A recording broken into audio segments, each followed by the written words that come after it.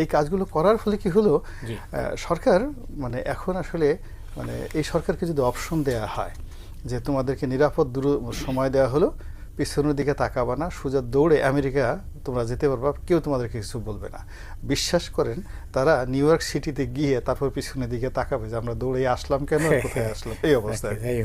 আমার মনে হয় যে ডক্টর মোহাম্মদ ইউনূসের এই মুহূর্তে উচিত যে আমি আর পারছি না, আমি 15 দিন সময় দিলাম, 1 মাস সময় দিলাম, আপনারা সিদ্ধান্ত নেন কিভাবে সরকার গঠন করবেন, কিভাবে ইলেকশন করবেন, নাকি কোনো হোয়াট এভার মেবি। তো সেক্ষেত্রে রাজনৈতিক দলগুলোর মধ্যে একটা ঐক্যমত চলে আসবে, এবং সেটা রাজনৈতিক দলগুলো যদি এই মুহূর্তে ঐক্যমতে না পৌঁছে, তারা প্রথম কয়েকদিন কিছু গন্ডগোল করবে, যা কিছু করবে, না হওয়া পর্যন্ত এটা কেবলমাত্র মিলিটারি ব্যুরোক্রেসি দিয়ে বা সিভিল ব্যুরোক্রেসি দিয়ে, অথবা এখন তত্ত্বাবধায়ক সরকার বা যেটা আসতে চাচ্ছে, মানে একটার পর একটা অসংখ্য সমস্যা আমাদের পেছনে পেছনে, মানে আপনি আরেকটা সরকার চাচ্ছেন? আরেকটা সরকার চাচ্ছি।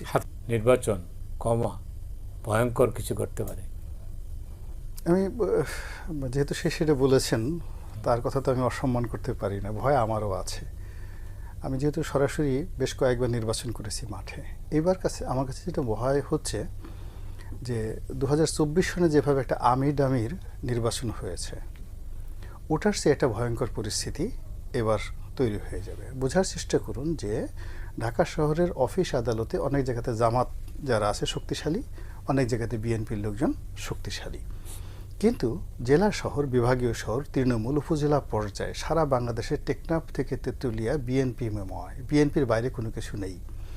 সেটা টেম্পো স্ট্যান্ড বলেন, সেটা কমিটি বলেন, যা কিছু বলেন, কন্ট্রোল বাই বিএনপি।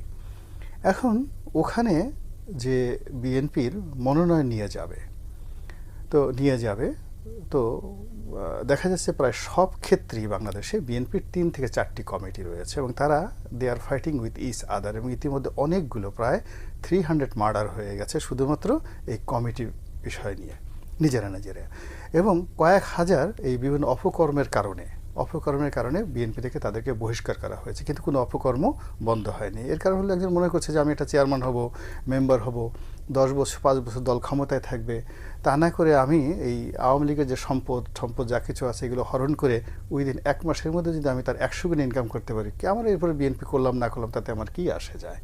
অথবা তারা দেখতেছে যে আওয়ামী লীগের লোকজন যারা বাংলাদেশে ছিল চোখের সামনে সুন্দরভাবে পালিয়ে গেল, তাদের তো কিছু হলো না, এবং অনেকে তো ঢাকা এয়ারপোর্ট দিয়ে ঘুষ দিয়ে 1 কোটি পালিয়ে গেল না ম্যানেজ করলো, মানে ম্যানেজ করেছে, পালিয়ে গেছে, যেভাবে তারা সুন্দরভাবে গেছে, মানে যারা ধরা পড়েছে তারা আগের থেকে ধরা ছিল, কিন্তু এমনি আলটিমেটলি যাদের একটু ইন্টেলিজেন্ট তারা কিন্তু সবাই চমৎকারভাবে, এবং আওয়ামী লীগের যারা পাওয়ার বেঞ্চমার্ক, আপনি দেখেন তো শেখ পরিবারে একজন লোক ধরা পড়েছে, তারপর শেষে যারা এই ঢাকা শহর সারা বাংলাদেশে পাওয়ার, আপনি এই যে ইসমাইল হোসেন সম্রাট, জাহাঙ্গীর, গাজীপুরের মেয়র জাহাঙ্গীর, শামীম ওসমান, তাপস থেকে শুরু করে যারা ইয়াংদের মধ্যে টোটাল পাওয়ারটা ধারণ করতে আওয়ামী লীগের, এই যে ছাত্রলীগের প্রথম 100 জন শক্তিশালী নেতা, তার কি কেউ ধরা পড়েছে? সব এখন কলকাতাতে চলে গেছে।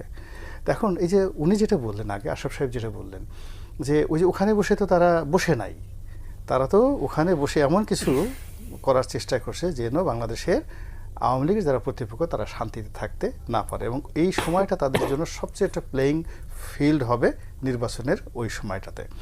যখন বিএনপির একজন প্রার্থী গেল, তার এগেনস্টে 2 জন বিদ্রোহী প্রার্থী হলো, 1 জন ডামি প্রার্থী হলো, এরপরে স্বতন্ত্র প্রার্থী হলো, এবং ওখানে মূল প্লেয়ার হবে আওয়ামী লীগ অথবা ওখানে প্রশাসনের যারা লোকজন, এবং এটা নিয়ে তফসিল ঘোষণা করার উইদিন 7 দিনের মধ্যে, উইদিন 7 ডেজের মধ্যে আপনি দেখবেন যে ঢাকা থেকে অনেক প্রার্থী নমিনেশন পেপার নিয়ে সদরঘাট পার হতে পারবে না, অনেক প্রার্থী মাওয়া ঘাট পার হতে পারবে না, মাওয়া পদ্মা নদীর মধ্যে অনেকে ফেলে দেওয়া হবে, অনেকে গিয়ে দেখবেন যে একেবারে পদ্মা নদীর মধ্যে পদ্মা ব্রিজের উপরে থামিয়ে গাড়ি সব ফেলে দেওয়া হয়েছে, এবং দ্যাট উইল হ্যাপেন। এবং সবচেয়ে এটাই কি ভয়ঙ্কর?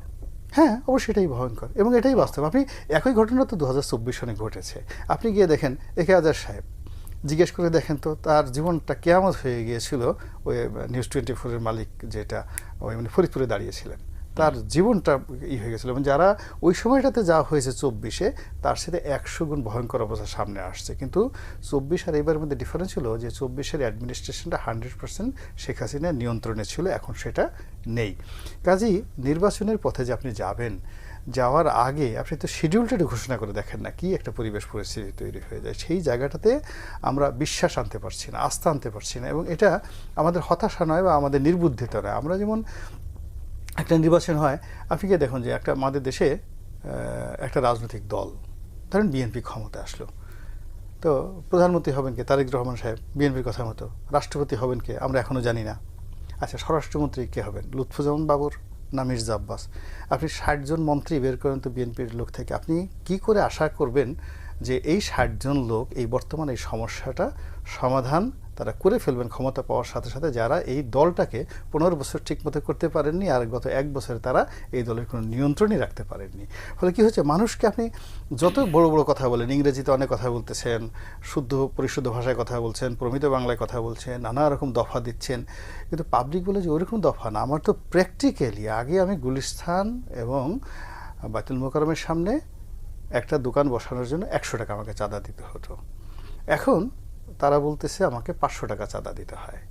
1 2 নম্বর হলো, আগে যেখানে 25টা দোকান ছিল এখন 50টা দোকান সেখানে বসানো হয়েছে, বেচা কেনা হচ্ছে না। আগে মানুষের ক্রয় ক্ষমতা ছিল যা, তার অর্ধেক হয়ে গেছে, দোকান বেড়ে গেছে, চাঁদার পরিমাণ বেড়ে গেছে, আর ওর বাইরে যে ভিতরে যে দোকানগুলো যারা মূল দোকান, তারা গিয়ে দেখেন খা কেউ বসতে পারছে না। এই ফ্রাস্ট্রেশনটা ওখানে গিয়ে লোকজন বলেন চাঁদা কোথায় চলে যাচ্ছে, ওই যে হুজুর যে বলছে চাঁদা দিই পল্টনে চলে যায় লন্ডনে, তো এমনি এমনি বলেনি। আপনি বাস্তবতায় গিয়ে এই যে আওয়াজটা, আপনি গিয়ে দেখেন গুলিস্তানের প্রত্যেকটা লোক কী বলছে সেখানে যারা চাঁদা দিচ্ছে। এখন এটা কিন্তু বিএনপির মতো একটা বড় দল, তাদেরকে কগনিজেন্সে নিতে হবে। তারা যদি মনে করে এটা চরমনাই হুজুরের দোষ, এটা জামাতের দোষ, এটা চক্রান্ত, নট লাইক দ্যাট। মাঠের আওয়াজটা বুঝতে হবে। আবার ধরুন, আমাদের যে যাই বলেন না কেন, আমাদের সেনাপ্রধান যখন বললেন, আমরা তো ডক্টর মোহাম্মদ ইউনূসকে 8 তারিখে পেয়েছি, কিন্তু আমাদের সারা বাংলাদেশ 5 তারিখ থেকে 8 তারিখ পর্যন্ত আমরা কার আন্ডারে ছিলাম? কাকে ভালোবেসেছিলাম? সেনাপ্রধানকে। তো তিনি আমাদেরকে বলেছেন যে আমার উপর ভরসা রাখেন, আমি আছি আপনাদের সঙ্গে। কিন্তু গত 1 বছরে সেনাবাহিনীর কারণে চাঁদাবাজি বন্ধ হয়েছে, সেনাবাহিনীর কারণে দুর্বৃত্তায়ন বন্ধ হয়েছে, আন্ডারওয়ার্ল্ডের ডন বন্ধ হয়েছে, এই যে কারণ বাজারে চাঁদাবাজি হচ্ছে, তেজগাঁতে চাঁদাবাজি হচ্ছে, হাজার হাজার কোটি টাকার চাঁদাবাজি হচ্ছে, এটা যে বন্ধ হয়নি। তো আপনি ট্রাক স্ট্যান্ডগুলো দেখেন, আজকে মানে ঢাকা বন্ধ হয়নি, কোনো কিছুই বন্ধ হয়নি। তো এই অবস্থাতে আপনি যে একটা সুন্দর নির্বাচন হবে, সেই নির্বাচন হয়ে ভোট দেবেন, ভোট কেন্দ্রে যাবেন, তারপরে আপনার মনের মতো লোক নেতা নির্বাচিত হবে, আর এরপরে আপনি সেই নেতার বাসায় গিয়ে পোলাও কুরমা কালিয়া কুপ্তা খাবেন, এই স্বপ্ন তো আপনার আসবে না। রিয়েলিটি সেটা না।